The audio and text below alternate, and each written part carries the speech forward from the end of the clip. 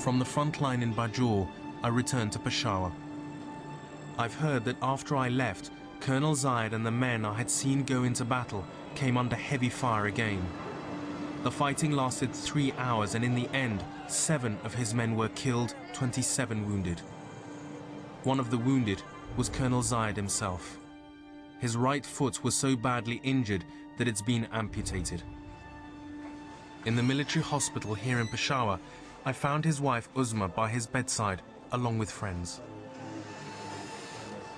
Hello, Ray. Nice seeing you. Getting back to normal. We were going for the compound, which were occupied by the miscreants. Yeah. And over there, I got a mortar shell and 2 bullets in my right foot. So they tried their best, doctors. Well, it's a big sacrifice. It's a very big sacrifice. No problem. These sacrifices we have to make for the country, for the religion, more important. More important. Yeah. Sure. We are not scared of sacrifices. You see, he's joined the army to serve the country. So that's no problem. Okay. We are not scared. She's more brave than me. There speaks a soldier's wife, glad at least that her husband is alive. But that grit captures the mood of Pakistan's army today. Take care. Thank you very much.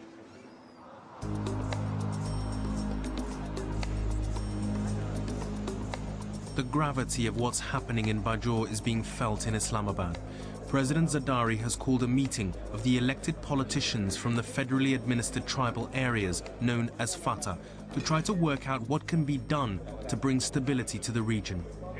People have this impression that this is a law and order situation, whereas it is not a law and order situation. This is a full-fledged insurgency going on in FATA. In order to have peace and stability in FATA, peace and stability in Afghanistan is a must. Right now, there's a lack of confidence between the two countries and the leadership, so we need to do something for that. Some bridging needs to be done.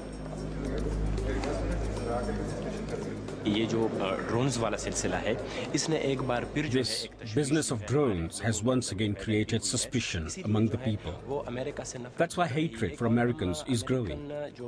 And we would say to the Americans and the NATO forces that they should understand that this area has been a victim of war for years.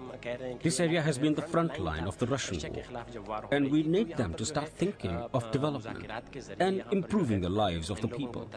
And above all, to listen to their grievances.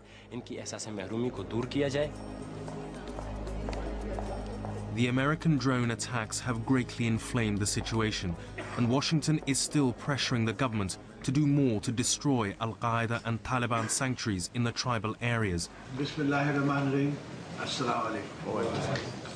But President Zardari knows he has to deliver development to achieve a lasting solution.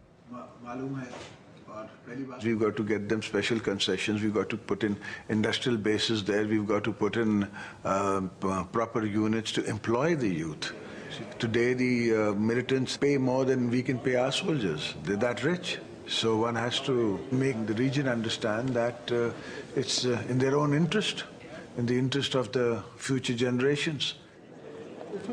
One way the government hopes to turn the tide against the militants is by supporting local tribal leaders, the Maliks, who want to take on the Taliban. The government has taken a gamble and has armed local units of tribesmen known as Lashkars. One of the biggest has been formed by the Salazai tribe in East Bajour. On the way back to Bajour, I've stopped off in Salazai country to meet them. They claim to have 4,000 fighters. Once they supported the Taliban, but turned against them when they started killing Salazai tribal leaders. We don't know why they are doing this. We don't know what they want, what their purpose is, or why they are destroying the peace here. They are killing Maliks and local people. What is the way forward for ordinary people? The Lashkars have done all they can to bring about peace and will continue to bring about peace.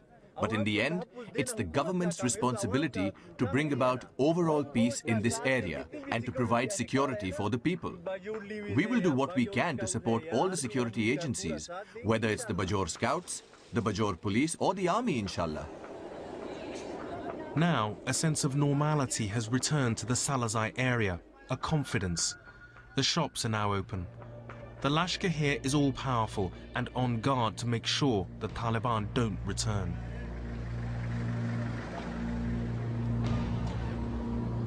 This could be a turning point in the fight against the Taliban, but the fear remains that tribal militias could become too powerful and turn against the government if their hopes aren't satisfied.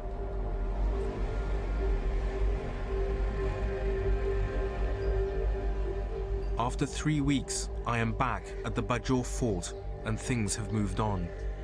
I'm allowed to meet prisoners the army believes to be Taliban. And these are some of the POWs that have been captured recently over there. These men are still being investigated, so they can't be named.